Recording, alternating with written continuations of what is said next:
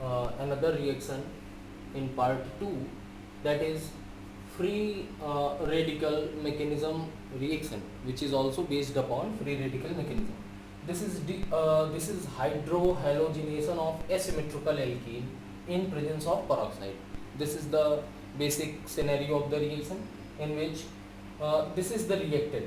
This is the asymmetrical alkene. Asymmetrical alkene means this is such type of alkene which cannot be divided into two equal halves.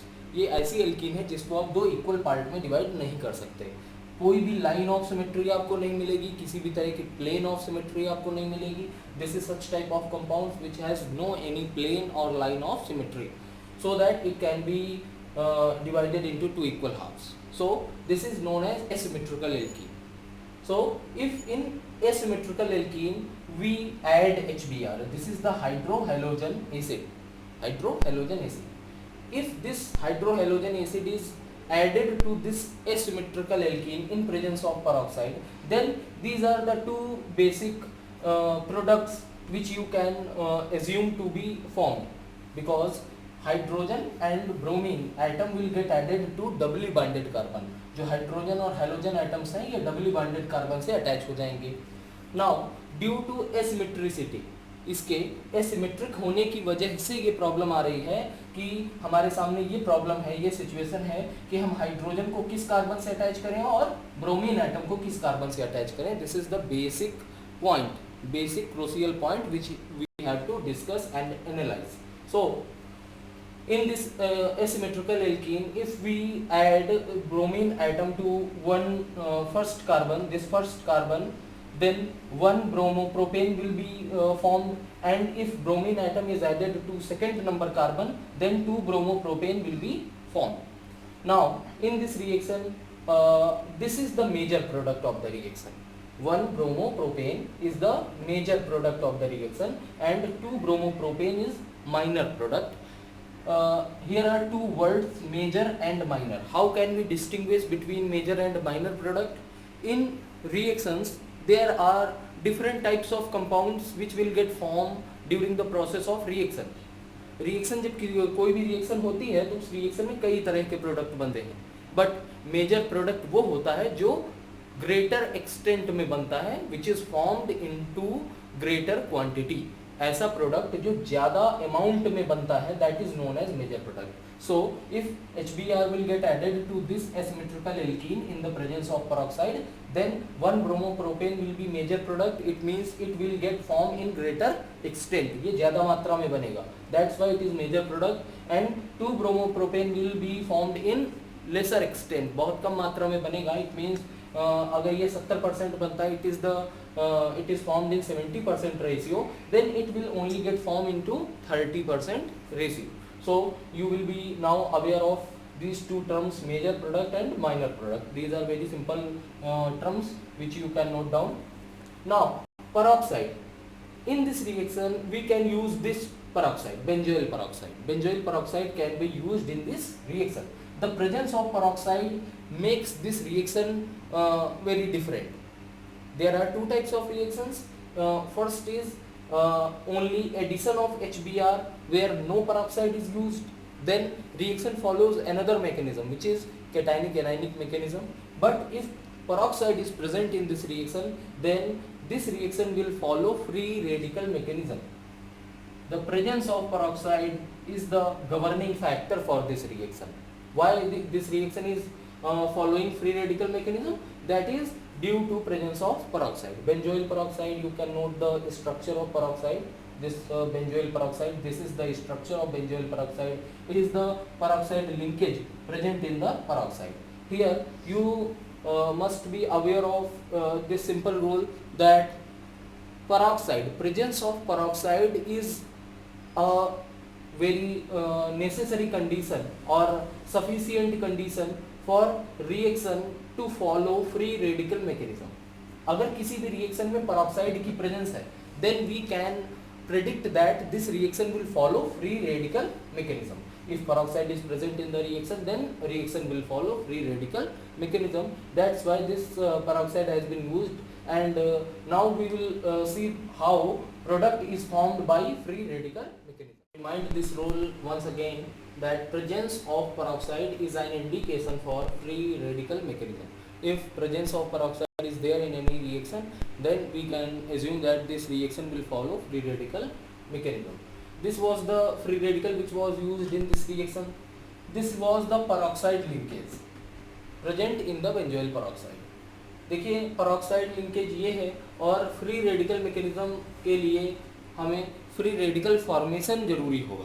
अगर किसी भी reaction में free radical mechanism follow हो रही है तो सबसे पहला पॉइंट ये होगा कि फ्री रेडिकल्स फॉर्म हों, और फ्री रेडिकल फॉर्मेशन के लिए जो फोर्स होगा, the force for free radical generation will come from here, because this peroxide linkage is very easy to get homolyse. यहाँ पर ये जो पेरोक्साइड लिंकेज है, ऑक्सीजन और ऑक्सीजन के बीच में जो बॉन्ड है, this bond can easily get homolysed. ये बहुत आसानी से होमोलाइज हो सकता है. It means both shared electrons can be given to both participating atoms. Oxygen ने ये इलेक्ट्रॉन शेयर किया था, इसको अपना वापस से इलेक्ट्रॉन मिल जाएगा, and this electron will again return back to this original carbon atom, original oxygen atom, sorry. This electron will get returned back to this oxygen atom. By this reverse process, this returning of electron, this will lead to formation of free radical. This is the free radical which gets formed in the first step.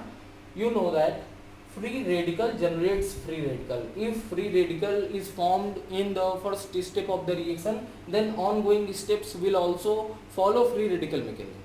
So अगर free radical एक बार generate हुआ तो आगे से फिर आगे जितने भी स्टेप्स होंगे उनमें भी फ्री रेडिकल जनरेट होगा.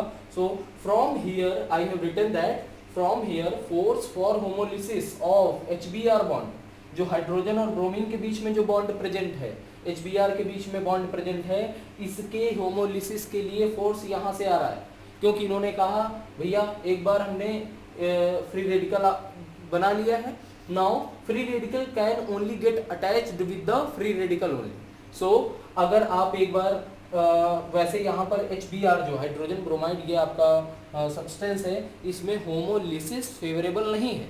होमोलिसिस वही फेवरेबल होती है जहाँ पर दोनों पार्टिसिपेटिंग एटम्स जिनके बीच में बॉन्ड बना हुआ है, उन दोनों की इलेक्ट्रोनिगेटिविटी या तो इक्वल हो या फिर उनकी इलेक्ट्रोनिगेटिविटीज में बहुत कम डिफरेंस हो. बिकॉज इलेक्ट्रॉन्स कभी बराबर बराबर बटेंगे. This is like a business. अगर दो बराबर की ताकत के लोगों में बिजनेस है तो जब बंटवारा होगा तो the sharing of the shares, sharing of the equities will be same, equal part में डिवीजन होगा. अदरवाइज अगर कोई एक पर्सन ज़्यादा पावरफुल है then there will be some chances of mischievousness, there will be some chances of inequality, partiality. So यहाँ पर hydrogen और ब्रोमीन में ब्रोमीन की इलेक्ट्रोनिगेटिविटी ज़्यादा है. Bromine is more electronegative compare to hydrogen. So bromine तो ये चाहेगा कि जो बॉन्ड के दोनों इलेक्ट्रॉन हैं वो केवल ब्रोमीन के पास वापस आ जाए, बिकॉज H जो है वो H+ के फॉर्म में निकल जाएगा और फिर Br जो है, ब्रोमीन जो है वो Br- ब्रोमाइड के फॉर्म में आ जाएगा. लेकिन यहाँ पर अगर ये H+ और Br- फॉर्म करते हैं, अगर एक बार इनका H+ और Br- इसमें बन जाता है तो फिर आगे इनको कोई भी जुड़ने के लिए नहीं मिलेगा, बिकॉज H+ जो है वो फर्दर अगर किसी के साथ अटैच होगा जाके तो कोई ना कोई एनायन होना चाहिए जिसके साथ वो अटैच हो. ब्रोमीन Br- के फॉर्म में जब ब्रोमाइड के फॉर्म में होगा तो ये अगर किसी से अटैच होना चाहेगा तो कोई ना कोई कैटायन होना चाहिए रिएक्शन में जिससे ये अटैच हो. लेकिन रिएक्शन में तो फ्री रेडिकल बन रहे हैं. सो आगे के प्रोसेस में इनको कोई भी अपना दोस्त साथी नहीं मिलेगा अटैच करने के लिए, बॉन्ड बनाने के लिए.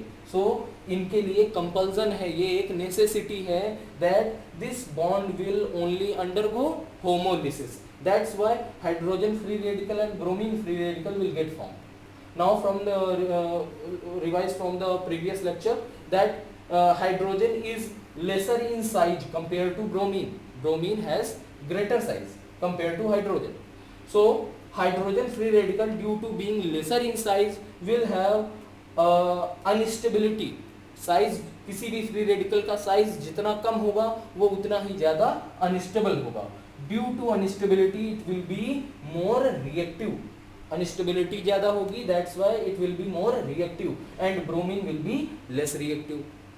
जो स्पेसीज जितनी ज़्यादा रिएक्टिव होगी वो रिएक्शन में उतनी ही तेजी से पार्टिसिपेट करेगी, वो उतनी ही तेजी से किसी न किसी के साथ रिएक्शन करना चाहेगी.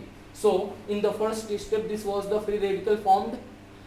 Hydrogen will get attached to this free radical. Hydrogen जो होगा वो जल्दी से इनके साथ अटैच हो जाएगा because hydrogen is very much unstable. So ये इंतजार नहीं करेगा फर्दर आगे के प्रोसेसेस का. ये चाहेगा कि जो भी है जैसा कुछ है मैं उसके साथ अटैच होना चाहूँगा. तो इनसे जैसे ही ये होमोलाइज होकर के अलग हुआ वैसे ही हाइड्रोजन इनके साथ इंगेज हो जाएगा. तो this will be the reaction in which in the first step this was the free radical formed, and this free radical will join hydrogen free radical with itself to form benzoic acid. This is the an intermediary product which is not stable because you see in the ongoing processes this will also get homolyzed because these types of substances which are used as a catalytic action, which are used as a catalyst, gets again regained in the reaction process. जैसे ही पूरी reaction खत्म होगी आपको ये फिर से पुनः दोबारा वैसे का वैसा मिल जाएगा. ये रिएक्शन में कंज्यूम नहीं होता. कंज्यूम ना होने का मतलब है कि ये रिएक्शन में पार्टिसिपेट कर रहा है. देखिए रिएक्शन में पार्टिसिपेट करके रिएक्शन की डायरेक्शन को कंप्लीटली चेंज कर रहा है, लेकिन डायरेक्शन को चेंज करने के साथ ही साथ ये रिएक्शन में पार्टिसिपेट नहीं करता. अल्टीमेटली ये अपने फिर से उसी फॉर्म में वापस मिल जाता है. तो यहाँ आपने ये समझा कि this will be the first step of the reaction. This will be the free radical formed in this reaction. Free radical generation leads to free radical generation. So HBr bond का भी होमोलिसिस हो जाएगा. This is the crucial process in this reaction, crucial step in this reaction, because hydrogen और bromine के बीच में जो bond है इसका होमोलिसिस आसान नहीं है, लेकिन होमोलिसिस पहले से हो रही है. That's why this force comes from this step so that hydrogen and bromine bond gets homolyzed, due to which hydrogen and bromine free radicals are generated. Now we are remained in the system with this free radical only. हमारे पास system में केवल ये free radical बचा हुआ है, bromine free radical. So what will be next process you see in the next step. This asymmetrical alkene will also get homolyzed to form free radicals. This asymmetrical alkene, in this asymmetrical alkene pi bond will get homolyzed. यहाँ पर देखिए बहुत सारे bonds हैं, carbon hydrogen bonds भी हैं, carbon carbon bonds भी हैं, बट हमें यहाँ पे ये ध्यान देना होगा कि कौन सा बॉन्ड होमोलाइज होगा पहले. तो देखिए होमोलिसिस का मतलब है बॉन्ड का टूटना. बॉन्ड टूटेगा कौन? वही चीज, वही लिंक सबसे पहले टूटता है जो कमजोर होता है. जो लिंक सबसे कमजोर होगा वही सबसे पहले टूटेगा. सो इस सब में सबसे पहले आप देखेंगे तो पाई बॉन्ड प्रेजेंट है. और बेसिक जो फॉर्मेशन होता है सिग्मा बॉन्ड और पाई बॉन्ड का, कहीं भी आप सिंगल बॉन्ड देखते हैं तो सिंगल बॉन्ड में हमेशा जो सिंगल बॉन्ड है इसमें हमेशा सिग्मा बॉन्ड होता है. This is sigma bond. और सिग्मा बॉन्ड जो होता है वो एक्सियल ओवरलैपिंग के थ्रू बनता है. Sigma bond is formed like this, axial overlapping, and axial overlapping is very much strong. So sigma bond is strong in nature. Sigma bond जो होता है वो नेचर में स्ट्रॉन्ग होता है. But if in case of sigma bond there is double bond present between two atoms. अगर किन्हीं दो एटम्स के बीच में डबल बॉन्ड प्रेजेंट है तो इस डबल बॉन्ड में वन सिग्मा होगा और वन पाई बॉन्ड होगा. पाई बॉन्ड जो होता है ये ऑर्बिटल्स की लैटरल ओवरलैपिंग के थ्रू बनता है. This is the case of lateral overlapping. These two orbitals come closer to each other, एक दूसरे के पास आती हैं and they overlap axially, laterally overlap करती हैं. अगर दोनों ऑर्बिटल्स एक्सियल ओवरलैपिंग करती हैं तो सिग्मा बॉन्ड बनता है. लैटरली ओवरलैप करती हैं इस प्रकार से कि उनके एक्सिस एक दूसरे के पैरेलल होते हैं, तो इस तरीके से लैटरल ओवरलैपिंग प्लेस होती है, लैटरल ओवरलैपिंग का टेक प्लेस करती है. और लैटरल ओवरलैपिंग के थ्रू आपका पाई बॉन्ड फॉर्म होता है. पाई बॉन्ड लैटरल ओवरलैपिंग होने की वजह से this is the weak bonding. So pi bond जो होता है वो वीक बॉन्ड होता है, पाई बॉन्ड के वीक होने की वजह से that's why it gets homolyses, it gets homolysed. अगर पाई बॉन्ड यहाँ पर प्रेजेंट है तो ये पाई बॉन्ड सबसे पहले होमोलाइज होगा। सो इसके होमोलिसिस से क्या होगा, इस पाई बॉन्ड में जो दोनों इलेक्ट्रॉन्स प्रेजेंट हैं दोनों कार्बन के, उन दोनों इलेक्ट्रॉन्स का इक्वल डिस्ट्रीब्यूशन हो जाएगा। So this free radical will gate generated, carbon दोनों ही कार्बन फ्री रेडिकल जनरेट हो जाएंगे। So this is 1 degree carbon free radical, this is 2 degree carbon free radical. Why 1 degree? Because the carbon at which free radical is generated is only attached with only one carbon. So that's why we are calling it 1 degree carbon free radical, and this carbon is attached with 2 other carbon atoms. That's why we are calling it 2 degree carbon free radical. So this will be next free radical generated in the reaction. What will be the situation in this free radical? Studied here. This is the carbon free radical which is getting support from the plus I effect of methyl group. देखिए ये carbon free radical जो है, carbon के free radical बनने में क्या हुआ, carbon का इस इलेक्ट्रॉन के साथ और इस इलेक्ट्रॉन की वजह शेयरिंग की वजह से बॉन्ड बना हुआ था, जिसकी वजह से कार्बन कुछ ना कुछ स्टेबलाइज था, इसका ऑक्टेट कंप्लीट था। इस बॉन्ड के टूट जाने की वजह से एक इलेक्ट्रॉन की कमी हो गई इनके पास, अब इनके ऑक्टेट के कंप्लीशन में एक इलेक्ट्रॉन की कमी है। So this carbon is facing deficiency of electron, this carbon is also facing deficiency of electron. तो दोनों इक्वली परेशान होने चाहिए, दोनों इक्वली अनस्टेबलाइज होने चाहिए। लेकिन एक फैक्टर आप ध्यान से देखिए कि इस कार्बन को इस मेथिल ग्रुप का प्लस आई इफेक्ट का सपोर्ट मिल रहा है। All alkyl groups shows plus I effect. I will be discussing these effects plus I minus I and plus R and minus R effect, which is known as resonance effect. So briefly note it here, study here that methyl groups all, or we can say that all alkyl groups show plus I effect. What is meant by plus I effect? Plus I effect is shown by all alkyl groups, in which all alkyl groups have tendency to release electrons away from itself. जितने भी groups हैं अगर वो plus I effect show करते हैं तो इसके द्वारा वो करते क्या है, प्लस आई इफेक्ट के थ्रू वो ये करते हैं कि इलेक्ट्रॉन्स को खुद से दूर की तरफ भेजते हैं। वो ये नहीं देखते कि हमें इलेक्ट्रॉन किसकी तरफ भेजना है, चाहे जो ग्रुप उनसे अटैच हो, वो जिस ग्रुप से भी अटैच होंगे इलेक्ट्रॉन्स को खुद से अपने से दूर की तरफ भेजते हैं। कौन से इलेक्ट्रॉन्स को?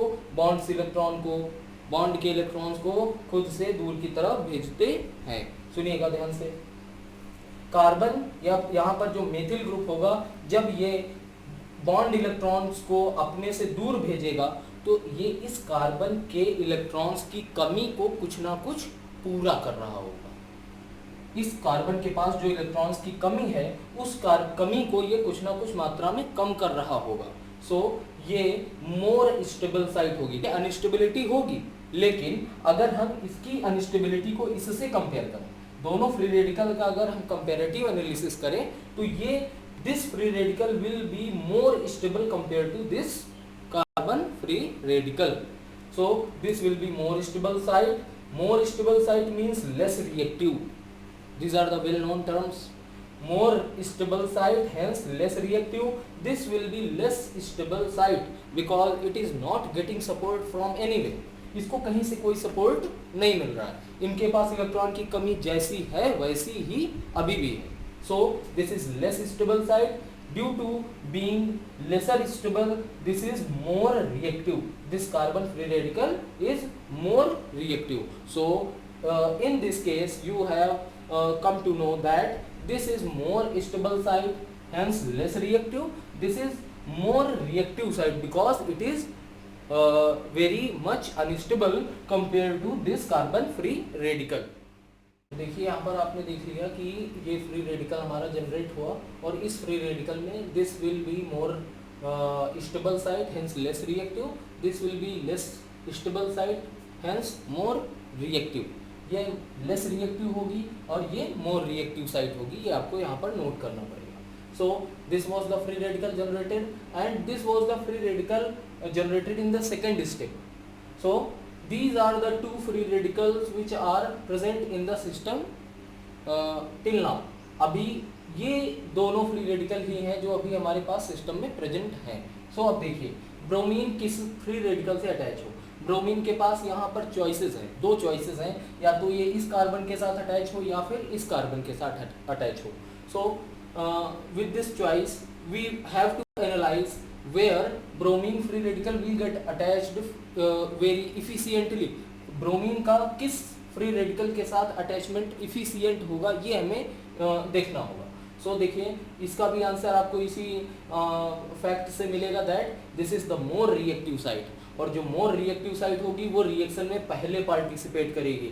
This more reactive site will participate in the reaction in the first step. So bromine free radical will get attached to this carbon free radical. With this attachment this free radical will get formed. 2 degree carbon free radical will get unattached. यहाँ पर bromine का attachment नहीं होगा. जैसे ही ये free radical बचा रह जाएगा तो देखिए नेक्स्ट स्टेप क्या होगा. जो सेकेंड स्टेप में एक इंटरमीडिएट कंपाउंड बेंजोइक एसिड आपका बना था, तो फिर से पेरोक्साइड को उसके ओरिजिनल फॉर्म में गेन करने के लिए उस बेंजोइक एसिड से ऑक्सीजन और हाइड्रोजन बॉन्ड का होमोलिसिस होगा.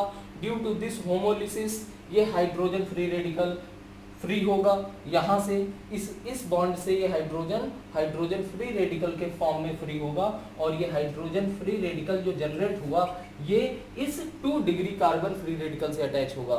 This hydrogen free radical will get attached to this 2 degree carbon free radical, and this free radical will again get free up in the last of the reaction, and the second participating same free radical was unused in the reaction, so it will get attached to its parent unit. ये इसकी parent unit है, ये दोनों आपस में फिर से attach होकर बेंजोइल पेरोक्साइड बना लेंगी. So from this mechanism you see all the steps were efficient, and by the efficient steps you have made this product. So this will be the major product in the reaction. In some cases if kinetics permits, kinetics भी reaction में बहुत role play करती है, और अगर due to kinetics if bromine gets attached with the 2 degree carbon free radical, then in very lesser extent 2, 3, 4, 5% only 2 degree 2-bromopropane can also get formed. अगर bromine free radical 2 degree carbon free radical से attach हो जाता है, in that case 2-bromopropane will also get formed. So यहाँ पर आपको main चीज ये ध्यान देनी थी कि what will be the major product in this reaction. So this will be the major product in this reaction, and benzoyl peroxide was used as a catalyst, was used as the free radical generator. So it has been regained in the reaction.